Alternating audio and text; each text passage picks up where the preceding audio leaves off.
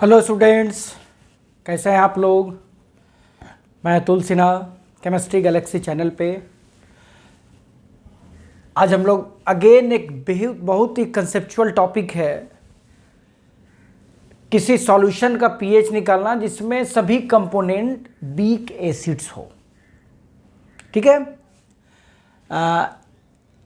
इसका एक्सप्रेशन क्या अभी मैं बताऊंगा। इस क्वेश्चन से उसका एप्लीकेशन भी सिखा दूंगा और साथ ही साथ वो एक्सप्रेशन आया कैसे वो भी मैं अभी डिराइव करूंगा। Okay, let's start.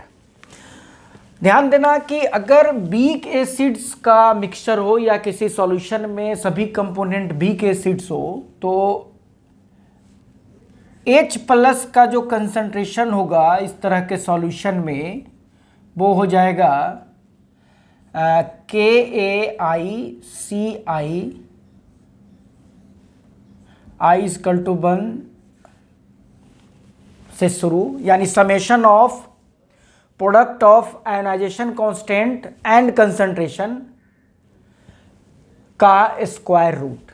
आप इसको मैथमेटिकली इस तरह से भी K1C1 K2C2 इस तरह से ऐड करते चले जाएंगे और इसका स्क्वायर रूट। क्लियर। जहाँ पर K1 जो है ये आयोनाइजेशन कांस्टेंट है, ionization constant for weak acid 1, let किसी एसिड को 1 मान लेंगे, और C1 is concentration of this weak acid 1, and similarly K2 ionization constant of weak acid 2, concentration of weak acid 2। Clear. तो ये एक्सप्रेशन आपको ध्यान में रखना है। और दूसरा जो इसमें हम लोग कैलकुलेट कर सकते हैं वो है alpha, degree of ionization, degree of ionization of weak acid. वो 1 का भी पूछ सकता है, 2 का भी। तो सपोज अल्फा 1 यानी फॉर वीक एसिड 1, इसका कैलकुलेट करना है डिग्री ऑफ डिसोसिएशन। तो सीधा आप लिख देंगे K1 बाई ये एक्सप्रेशन।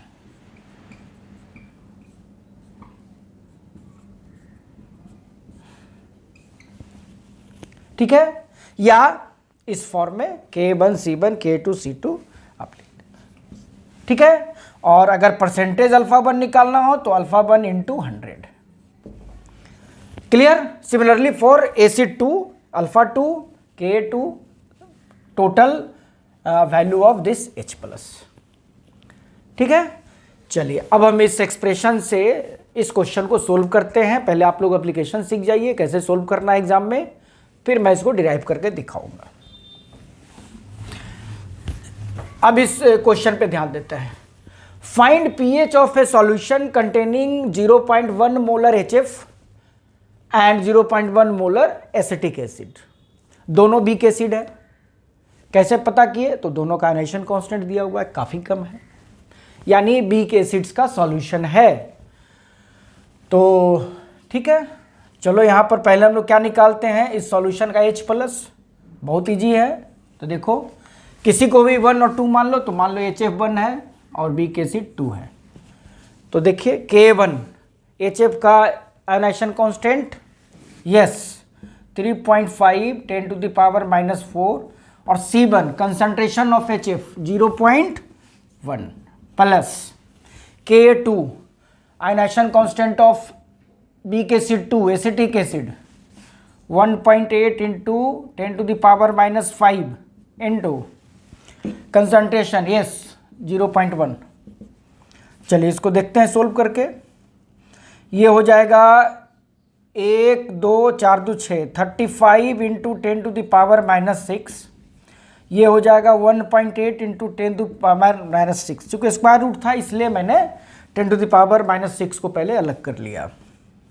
तो 10 टू द पावर -6 कॉमन, तो क्या बचेगा 35 प्लस 1.8। ठीक है, ये बाहर आ जाएगा रूट से, तो -3 और ये हो जाएगा √36.8। अगर ये 36 होता तो बहुत इजी कैलकुलेशन था, 6 आता।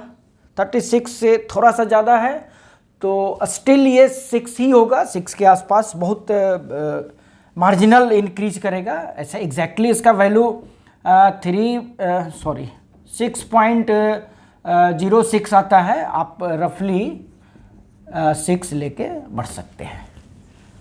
H+ आ गया। निकालना क्या था हम लोग को? हम लोग को कैलकुलेट करना है pH। तो देयरफॉर pH क्या हो जाएगा? Yes, -log H+।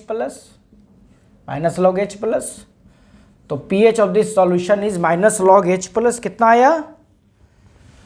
10⁻³ -3 × 6, यानी 3 - log 6। log 6 का वैल्यू दे देंगे आप लोग, log 3 + log 2। इस तरह से हम लोग कैलकुलेट कर लेंगे। समझ में आ रही है बात? गुड। नाउ अब क्या निकालना है? Calculate degree of ionization of acetic acid. Acetic acid का डिग्री ऑफ आयनाइजेशन CH3COOH, इसको हम लोगों ने 2 एज्यूम किया था। इसका डिग्री ऑफ आयनाइजेशन था α2। क्या हो जाएगा? अभी हम लोगों ने फॉर्मूला देखा, Ka1C1 Ka2C2। तो Ka2 कितना है एसिटिक एसिड का? यस, 1.8 10⁻⁻⁵। और ये टोटल वैल्यू कितना आया जोड़ के? तो H+ के बराबर आया था, यानी 6 × 10⁻⁻3। देखो कितना हो गया, ऊपर गया, ये हो गया 0.3 10⁻⁻2। साइंटिफिक नोटेशन में आप लिख देना इसको, 3.0 10 से मल्टीप्लाई कर देना ऊपर नीचे, तो ये हो जाएगा -3। ठीक है। तो इस तरह से हम लोग डिग्री ऑफ आयोनाइजेशन भी कैलकुलेट कर सकते हैं। अगर परसेंटेज पूछता तो फिर इसमें हम लोग 100 से मल्टीप्लाई कर देते। समझ में आ रही है बात? तो एक्सप्रेशन क्लियर हो गया, एप्लीकेशन क्लियर हो गया। अब हम लोग देखेंगे कि ये डिराइव कैसे हुआ, क्योंकि बहुत सारे एग्ज़ाम्स में, खासकर वो एडवांस लेवल के एग्ज़ाम में, इसका डेरिवेशन भी पूछा जा सकता है। ठीक है। तो नाउ डेरिवेशन देखते हैं, बहुत सिंपल है। Again it is based upon simultaneous equilibrium. तो पहले हम लोग ले लेते हैं वीक एसिड 1। तो लेट जो 1 एसिड है उसको मान लेते हैं Ha1, और यहाँ पर ले लेते हैं weak acid 2, let assume it Ha2। इसका ionisation constant K1, concentration C1, degree of ionisation α1। ठीक है।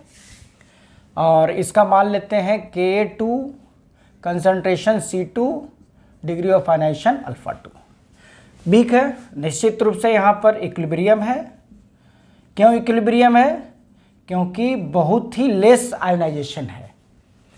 तो T = 0 पे C1 0 0, T = इक्विलिब्रियम पे C1 1 - α, C1 α1, C1 α1, चूंकि इसका α1 हम लोगों ने माना है। इसी तरह से Ha2 के लिए देखते हैं क्या होगा। यस, H + A2 -, T = 0 पे C2 0 0, T = इक्विलिब्रियम पे C2 1 - α2, यस, C2 α2, C2 α2। अब देखो यहीं पर साइमल्टेनियस इक्विलिब्रिया का कंसेप्ट लगाना है। ये दोनों इक्विलिब्रियम एक ही सॉल्यूशन में है, और इसमें कॉमन क्या है? H+। तो H+ हमेशा इस सॉल्यूशन में फिक्स होगा और कांस्टेंट होगा। अभी तो नहीं लग रहा है, यहाँ C1 α1 या C2 α2 है। तो क्या तरीका है? यस, ये कंसंट्रेशन यहाँ ऐड कर दो और ये कंसंट्रेशन यहाँ ऐड कर दो। इस तरह से H+ फिक्स हो गया। This situation is called simultaneous equilibria. तो therefore H+ of this solution क्या हो जाएगा? C1 α1 + C2 α2। अब हम लोग यहाँ पर देखते हैं इसका वैल्यू कहाँ से निकलेगा। तो पहले ये आपको ध्यान में रखना है। मैं 1 से डिराइव कर देता हूँ, सिमिलरली इसके लिए हम लोग यूज कर लेंगे। एक तो ये भी तरीका है H प्लस निकालने का कि अगर अल्फा 1 अल्फा 2 दिया हुआ है तो आप ऐसे भी H प्लस निकाल के pH कैलकुलेट कर सकते हैं। सेकेंड केस हो सकता है कुछ ऐसा, देखिए, चलिए यहाँ से आइए। K1 क्या हो जाएगा? K1 हो जाएगा H plus A1 minus HA1, ठीक है। चलिए यहाँ हो जाएगा H प्लस, ये हो जाएगा C1 अल्फा 1 और ये हो जाएगा C1 1 माइनस अल्फा 1। यहाँ पर 1 माइनस अल्फा 1 को आप 1 कर देंगे, इसको नेग्लेक्ट करके, तो ये हो जाएगा H plus C1 alpha 1 by C1। अभी कैंसिल मत करना, C1 अल्फा 1 डायरेक्ट हम यहाँ से कैलकुलेट कर लेंगे इन टर्म्स ऑफ K1, ठीक है। तो देखो क्या हो गया, देयरफॉर C1 अल्फा 1 आ जाता है KA1 into C1 by H plus, आ गया। सिमिलरली अगर हम सेकेंड वाले केस को कंसीडर करें, बी केस 2 के लिए, अगर 2 के लिए सोचते हैं तो सिमिलर प्रोसेस से, यानी सिमिलरली हमारे पास क्या हो जाएगा, C2 alpha 2 equal to KA2 C2 by H plus, ठीक है। तो ये C1 अल्फा 1 आ गया, C2 अल्फा 2 आ गया। अब यहां पुट कर देंगे, देखो क्या आ गया।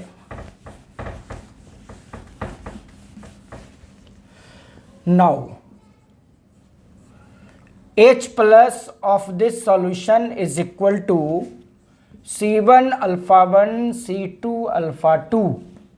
C1 अल्फा 1 कितना आया, is, K1 C1 by H plus K2 C2 by H plus. ये हम लोग एसिड 1 के लिए और एसिड 2 के लिए अभी कैलकुलेट कर सकते हैं, या हम लोगों ने भी किया भी है।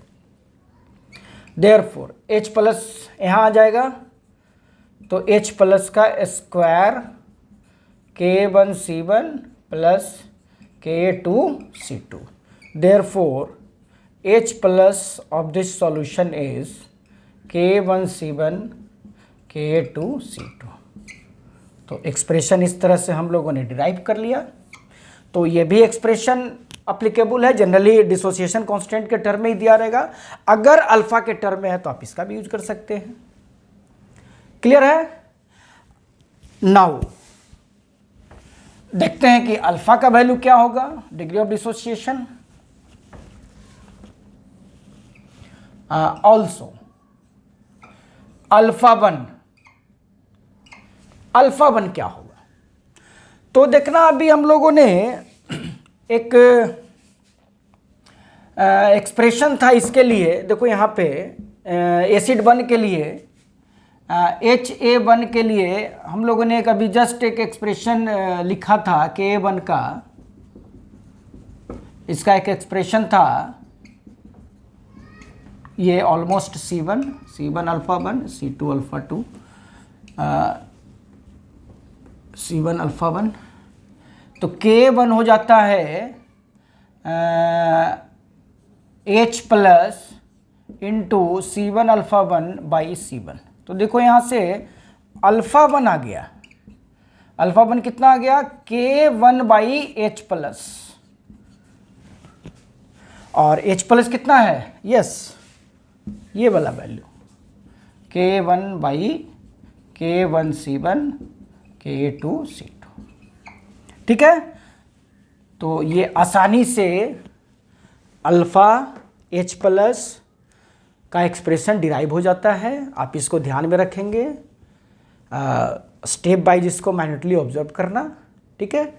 आगे भी इस तरह का कुछ इंपॉर्टेंट टॉपिक्स पे मैं लेक्चर अपलोड करने जा रहा हूँ। Thank you.